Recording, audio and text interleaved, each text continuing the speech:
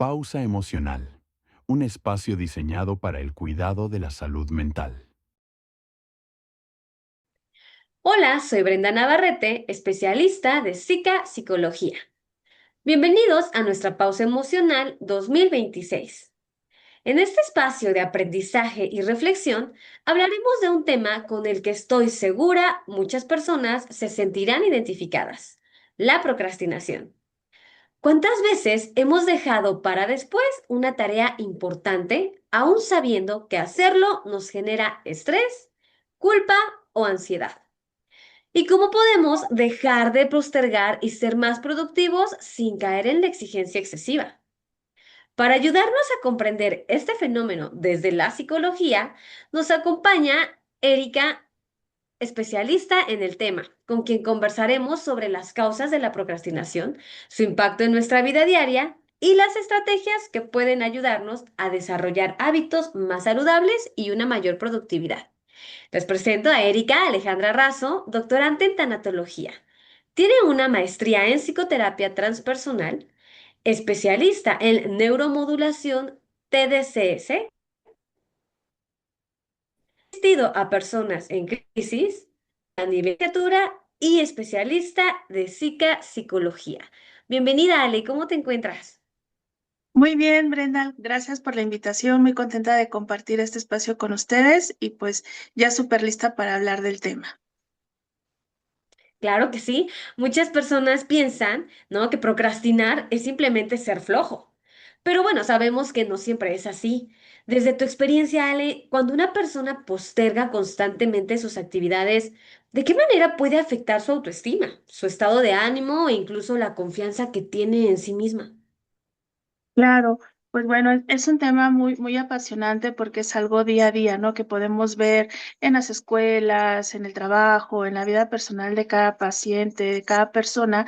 Y bueno, es un mecanismo de defensa que nos va dando, ¿no? Nuestra psique para evitar en este sentido emociones incómodas, ¿no? Situaciones que me lleven, ¿no? A tener un malestar emocional como miedo, como ansiedad, fracaso, sentirme vulnerable ante una situación, ante una tarea o actividad, más que verlo como pereza, es una situación que atender, ¿no? Y ese es digamos, como una alerta de nuestra psique para atender, para decir, ¿para qué estoy generando, no, esta postergación? Y ahí es donde primeramente es comprender desde el autoconocimiento algo que se llama psicoeducación, entender mis emociones antes de evitarlas. ¿Cómo voy a conocerme si no entiendo lo que siento o para qué lo siento? Claro, es muy importante justamente el autoconocimiento, ¿no? ¿Qué está pasando? Indagar precisamente para ver cómo puedo atender cualquier situación que me esté afectando. Por ejemplo, el tema de la procrastinación, ¿no? Para quienes nos están escuchando, Ale, y sienten que les cuesta mucho trabajo comenzar una tarea importante, ¿qué estrategias prácticas pueden ayudarles a mantener el enfoque y aumentar su productividad sin sentirse abrumados? Claro. Bueno, hay varias técnicas que trabajan, ¿no? Desde un mecanismo de evidencia, ¿no? Es adaptarnos. Primero, hacer un análisis funcional, lo que se llama el ABC. ¿Qué es lo que va a generar este análisis? El autoconocimiento. Conocer A, ¿qué desencadena esta postergación? B, ¿qué piensa o qué hago o por qué lo estoy haciendo o para qué lo estoy haciendo? El para qué me va a llevar a tener un análisis más profundo. Y ahí me lleva a la siguiente pregunta, que sería la C. ¿Qué consecuencias obtengo a corto y a largo plazo ante esta postergación? Tal vez a corto plazo, ¿no? Me siento cómodo, ¿no? Me siento cómoda, no tengo de qué preocuparme. Inclusive, por ejemplo, he escuchado frases como es que bajo estrés trabajo mejor, bajo estrés, ¿no? Tengo mejores resultados. Y entonces, ese sería, ¿no? Una consecuencia positiva al sentir, ¿no? Esta parte de postergar, sentir esa adrenalina que me lleve a hacerlo todo de manera rápida, sin tener un autocuidado de mis necesidades básicas y lograr el resultado, es decir, lo pude hacer, ¿no? Y entonces ahí yo tengo un beneficio que me produce, pues una ganancia se le llama, ¿no? Una ganancia secundaria de esa actitud que es evitar la emoción. Sí, claro que sí. Esto que comentas es importante, no sé si a ti te ha pasado, pero por ejemplo, justo coincido con estos comentarios que recibes, ¿no? Cuando me siento en constante estado de alerta, en presión, bajo presión, uno se siente más motivado porque sabe que tiene que hacer las cosas. No hay que normalizarlo, claro, ¿no? Porque lo normal yo creo Ujú. que es estar tranquilo, ¿no? Emocionalmente estable, digamos, para funcionar y hacer nuestras cosas. No siempre es necesaria la exigencia. Nos acostumbramos a eso. No quiere decir que sea malo, ¿no?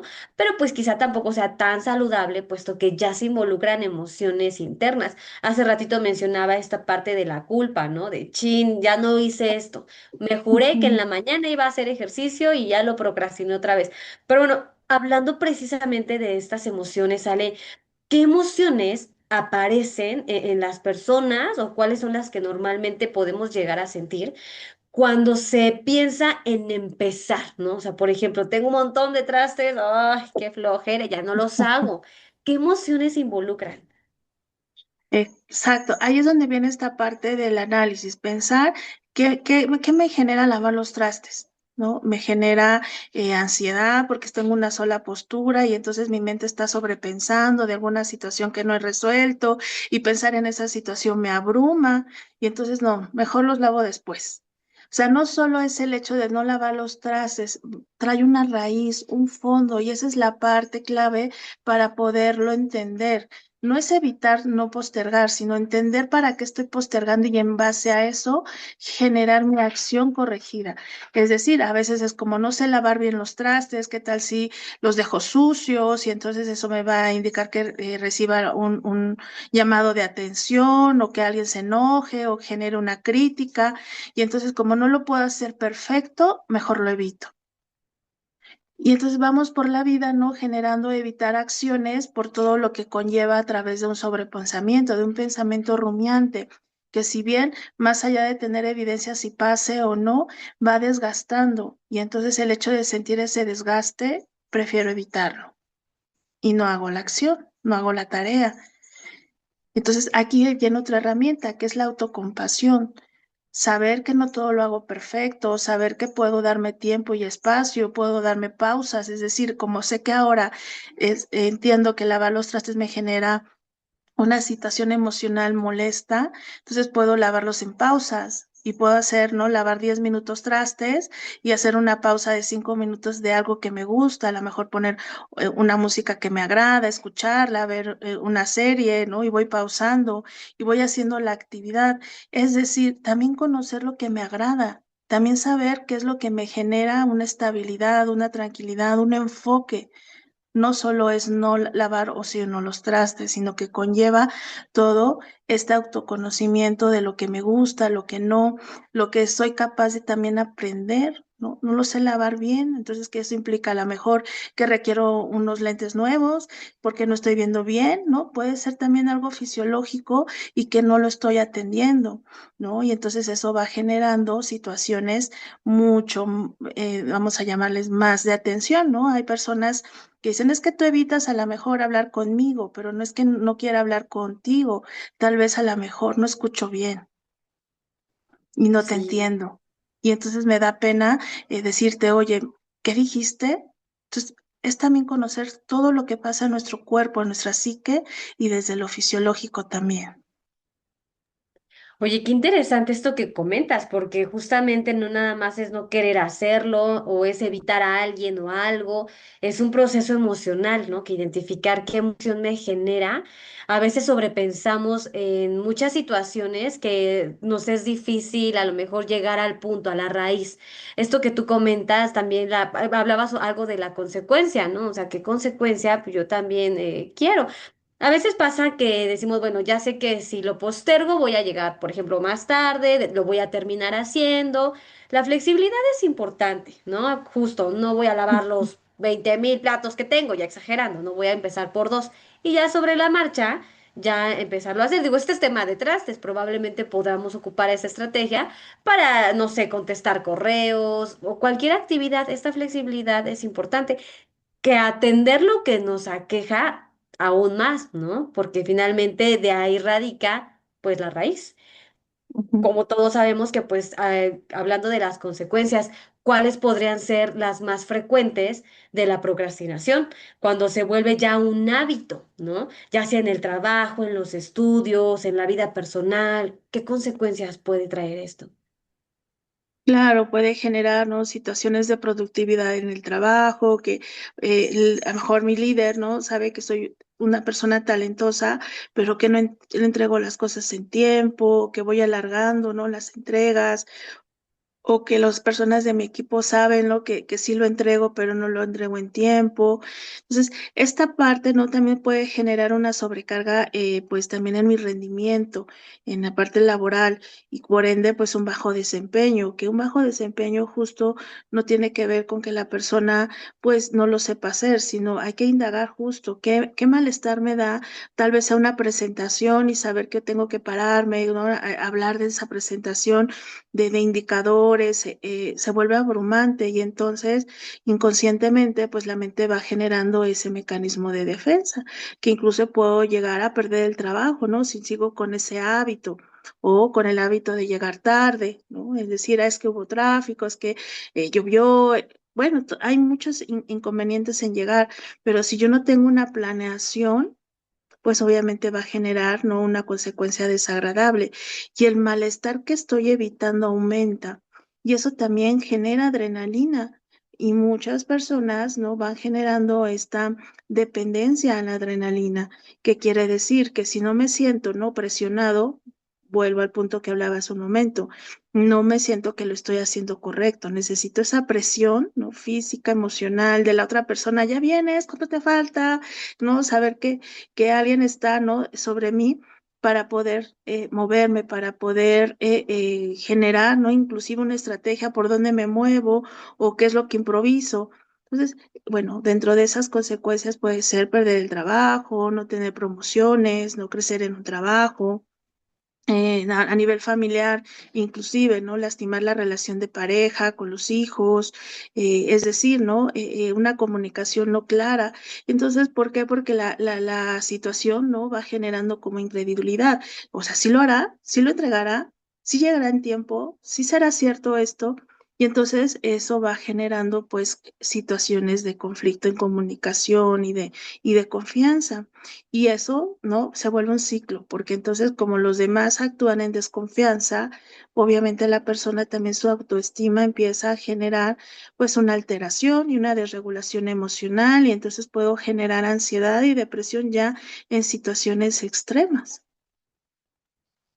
Sí, claro que sí. Y justamente hablabas hace un poquito acerca de la planeación, ¿no? Organización para poder como poner, no sé, por límites de tiempo, para ir poco a poquito, para identificar nuestras metas y objetivos, visualizarnos hacia asertivamente, ¿no? Digo, creo que pensar en la consecuencia, claro que es positivo porque mientras pensamos en la consecuencia, yo creo negativa o desagradable, entonces nos motiva a decir, no, bueno, sí, sí lo voy a hacer, ya tengo que empezar, ya me voy a organizar, porque pienso en la consecuencia desagradable.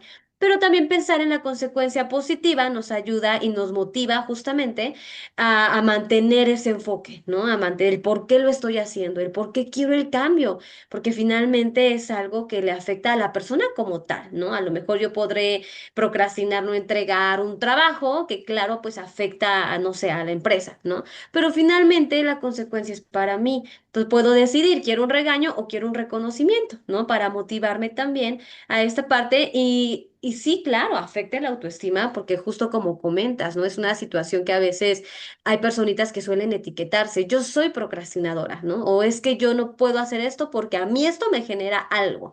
Pero bueno, trabajémoslo, identifiquémoslo de entrada para poderlo ahora sí trabajar y pues hacer el cambio, ¿no? Oye, Ale, ¿y tendrás, por ejemplo, algún caso con el que hayas trabajado, ¿no? Un paciente, obviamente, pues cuidando estos datos personales, pero con el que hayas trabajado la procrastinación, ¿qué pasó? ¿Cómo se trabajó? ¿Qué resultados obtuvieron? ¿Podrás compartirnos algún caso clínico? Sí, tengo un caso muy que me gusta recordar, ¿no? De un paciente en esta acumulación de libros y no lo tenía él acomodado, o sea, solo los tenía ahí en desorden, ¿no? Y llegaba a tener inclusive en una habitación montaña de libros. Entonces, él ponía justificaciones no totalmente válidas, el trabajo, el tiempo, llegaba yo cansado, ¿no?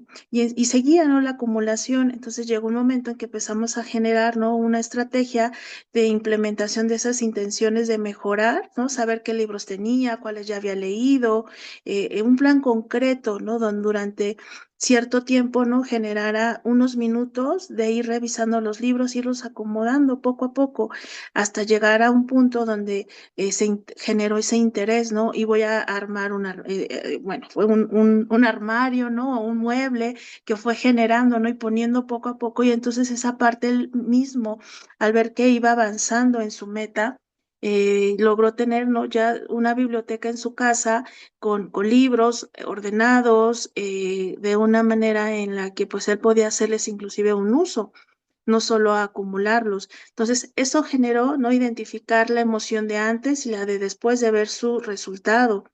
El nivel de dificultad, pues al principio fue difícil, claro, ¿por qué? Porque no estaba dentro de sus hábitos ordenarlos, ¿no? Estaban dentro de sus hábitos acumularlos nada más. Esto fue generando, ¿no? Que tuvo la identificación de que también obstáculos fue encontrando, ¿no? Tanto emocionales, mentales, y las recompensas que fue teniendo, ¿no? De manera inmediata al ver poco a poco que esas montañas de libros se fueron eliminando y que fue teniendo, ¿no? Más bien ya libros ordenados, ¿no? Desde el abecedario y con categorías que él mismo fue identificando. Y entonces eso empezó a generar, ¿no? Una situación diferente en su estado de ánimo, llegar al punto a trabajar de manera más profunda, bueno, la acumulación, pero de entrada el ejemplo de postergar, ordenar algo que para él era importante, como era un libro y leer, empezó a tener un resultado distinto y emocionalmente también se reflejó. Entonces, aquí es esta parte, ¿no? Una de las técnicas que yo sugiero es tener planes concretos, ¿no? Si a mí me da una sensación de malestar leer, ¿no? Y tengo que leer porque en la escuela o en el trabajo necesito generar un proyecto, bueno, entonces abriré, ¿no? Ese documento o ese libro y lo voy a trabajar durante 20 minutos. Posteriormente, lo cierro, ¿no? Identifico dónde me quedo y hago una actividad que genere, ¿no? Un bienestar. Y entonces voy identificando mi tolerancia al malestar. Aquí es muy importante identificar que la persona que posterga tiene poca tolerancia al malestar emocional. Y ese es un síntoma, ¿no? Ir postergando las situaciones y como les mencionaba hace un momento, la autocompasión a disminuir mi autocrítica. Tal vez no lo haga bien, tal vez no sea perfecto, pero voy generando un proceso de adaptación. Entender que la adaptación a veces no llega de un día para otro, llega con el hacer día a día desde un plan concreto, fácil y que me estimule a través del agrado. Sí, esta parte que comentas de los hábitos, ¿no? Justamente sabemos que pues, ya para generar un hábito es porque ya nos acostumbramos a repetir la misma acción todos los días o por una gran parte de Ujú. nuestro tiempo. Así como se generan esos malos hábitos, podemos generar nuevos hábitos. La idea es empezar y ser persistentes para poder ahora sí generar el nuevo hábito que quiero trabajar, ¿no? Es importante. Ujú. Como tú dices, la autocompasión es importante. Somos seres humanos que tenemos derecho a sentir, tenemos derecho a errar, claro que sí, ¿no? Voltearnos a ver con autocompasión, identificar qué tengo que trabajar en mí emocionalmente para poder avanzar sin tanto autosabotaje emocional que lejos de ayudarnos y nos motive, pues otra vez regresamos, ¿no? Por este tema de ansiedad, depresión, que es algo que hoy en día, lamentablemente, muchas personas pues ya cargan, ¿no? Con tantas emociones que también puede ser tema de procrastinación por ahí, ¿no? Un tema que a lo mejor no es tanto que yo me vaya pasado aquí y ahora, sino ya es algo que quizá vengo arrastrando y puede también, ¿no? Depende de cada persona. Pero bueno, ¿qué mensaje te gustaría dejarles a las personas que nos están escuchando, que están conectando con este tema de procrastinar, que ya escucharon el tema de las emociones? ¿Qué mensaje te gustaría dejarles? Claro, pues el mensaje específico es que la parte de tener, ¿no? Un trabajo de no evitar las emociones no es una fuerza de voluntad, es comprender a cómo regular mis emociones que me evitan o que me llevan a evitar esa tarea o esa acción para pues ir modificando mis creencias desadaptativas y construir nuevos hábitos sostenibles para que yo tenga una calidad de vida. Si yo aprendo a escucharme y a regularme, esas creencias desadaptativas van desactivándose y entonces empiezo a tener nueva visión, ¿no? Esa ceguera, esa niebla mental que me produce el pensar que no lo voy a lograr o que me genera ese malestar, va disipándose y voy teniendo resultados adaptativos y sobre todo una vida mucho más saludable. Claro, muchísimas gracias, Ale, por este mensaje importante en la palabra aprender, ¿no? A lo mejor yo no sé cómo hacerlo, no sé por dónde empezar, pero puedo ir desarrollando estas habilidades, estos aprendizajes para, bueno, pues reforzarlo en el día a día, ¿no? Muchísimas gracias, Alejandra, por acompañarnos a hablar de este gran tema, que claro, es de carácter informativo para la salud mental, no suple la psicoterapia. Y para las personas que están atravesando por alguna situación de procrastinación y quisieran tener herramientas más personalizadas a su caso, o si bien conocen a alguien que lo esté viviendo, recuerden que pueden contactar a Ale y a otros especialistas por parte de Psica Psicología, así como si quieren llevar también este tema a sus organizaciones, pueden contactarnos. En la descripción podemos encontrar la liga de nuestro sitio web para que nos contacten. Muchísimas gracias, Ale. Cuídate mucho y espero volvernos a ver más adelante en otras entrevistas.